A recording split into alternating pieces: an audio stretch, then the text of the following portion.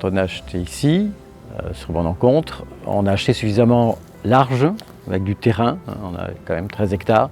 Et donc en se promenant, on a donc découvert plein de choses différentes. Une partie prairie, une partie forêt, une partie zone humide avec un réservoir d'eau, etc.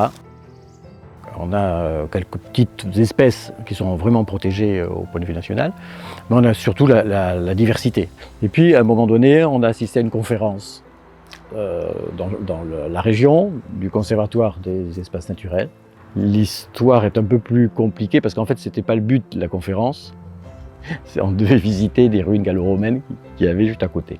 C'est le hasard en fait qui a fait qu'on a suivi cette conférence et que donc on a découvert la possibilité de protéger un terrain pour un privé, de protéger son terrain sur plusieurs années, puisqu'on peut signer le contrat, on peut le signer au maximum sur 99 ans, ce qu'on a fait.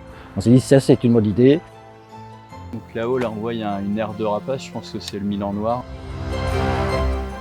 Voilà, là nous sommes arrivés dans les zones humides. Alors il y en a 3 finalement. Enfin, bon, il y a un vivier et puis le lavoir avec des espèces un peu différentes.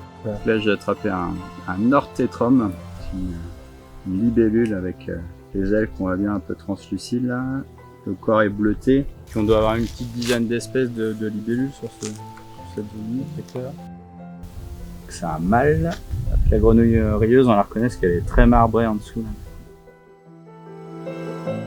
Moi, je travaille au conservatoire, donc je suis responsable de l'antenne Lot-et-Garonne. On est sur un département en termes de biodiversité qui n'est pas énorme, mais petit à petit, en fait, en se renseignant, en observant, en rencontrant différents agriculteurs, on voit qu'il y a vraiment des petites pépites. Et c'est vrai qu'ici, en fait, au Paradou, on a eu l'occasion déjà de repérer des zones qui étaient intéressantes. On a commencé à échanger autour de ce projet d'ORE.